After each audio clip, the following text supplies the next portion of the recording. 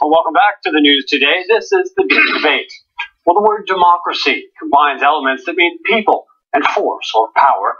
Actual democracy developed around the 5th century BC in the Greek city-state of Athens. But in 2014, can democracy really apply to all countries and peoples? Well, this question is being raised from Russia to the Middle East. But the world's most populous nation is at the forefront of the debate today, as in Hong Kong, swelling pro-democracy protests fill the streets. Joining me tonight is former Israeli ambassador to Egypt, Yitzhak Lebanon, and Dr. Emmanuel Navon, international relations expert at Tel Aviv University. Thank you both for joining us here. Look at China, the world's most populous nation and the largest communist regime in the world today. Is this truly the focal point for the struggle for democracy in the world?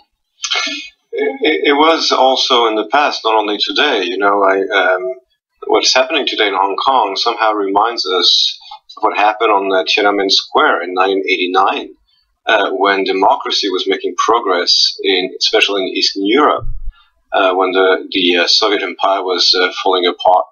And there were also protests in China, because at the time of cable TV, the Chinese were seeing what was going on around the world. Same thing today, albeit, right? Yes, at the heart of the dragon. Same thing today with the internet. Now, in conversations and discussions between Chinese and Western leaders, very often, especially in the past, much less today, Western leaders, especially American leaders, would lecture the Chinese about democracy. Their standard answer was that democracy is a Western value. To which one could reply, so is Marxism. And Marxism was also conceived in the West, and the Chinese have no problem with that. So they have, I think the Chinese have a very selective way of adopting Western ideas. They had no problem adopting Marxism, but apparently they do have a problem adopting Western liberalism. Choice. Navon, all these topics sound great on the surface. Freedom for all, pluralistic society. Why isn't this a more common form of governance around the world today? It seems there's a minority of countries that are true democracy. It's a question which political scientists have been trying to answer for many decades, and the truth of the matter is that there's no clear-cut answer. However, there are indications that, yes, some cultures, and Yitzhak Lebanon mentioned it, seems to be more open to democratic values than others. Is it a question of time? Are we looking at, say, European countries that it's also a question of time. It's also a question of cultures. Look, even in Europe itself, you know, what Winston Churchill used to call the English-speaking people have always been more open to democracy than other cultures, even in Europe. In France, for example, it took really 200 years of revolutions and counter-revolutions. Why is that? Is there an underlying reason for that? I think that if you look at Russia, for example, today, after the collapse of the Soviet regime, it does not look like the Russians are interested in democracy. They say themselves in many polls they want a strong leader, a functioning economy, and that's about it. I mean, they admire Putin. They don't seem to be interested.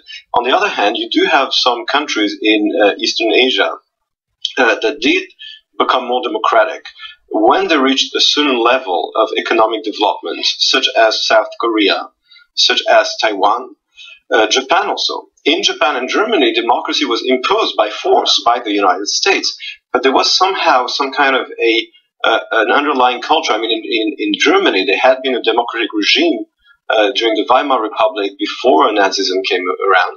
But even in Japan, even though the US basically wrote the constitution and imposed democracy, it is not exactly the same kind of democracy that we have in the West. Why don't you mention India, for example, the world's largest democracy? Right. So India is, as you said, the world's largest democracy. It is a pluralistic society.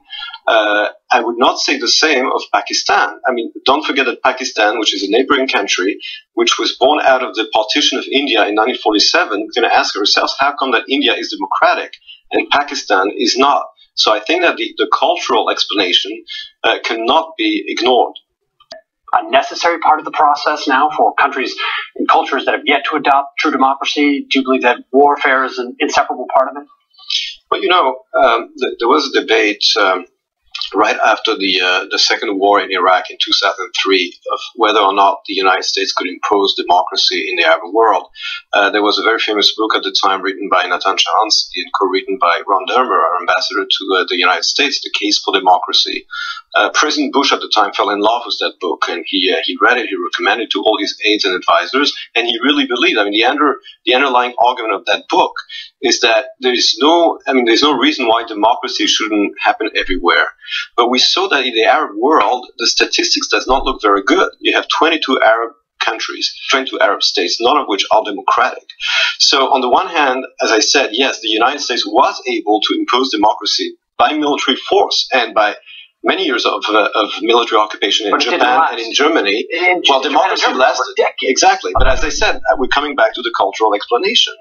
There seems to be something cultural in the Arab world that doesn't mix with democracy, apparently. Does Israel come into the situation as a country in the Middle East, as a country that prides itself on its democracy? Do you believe that it's a healthy democracy in Israel?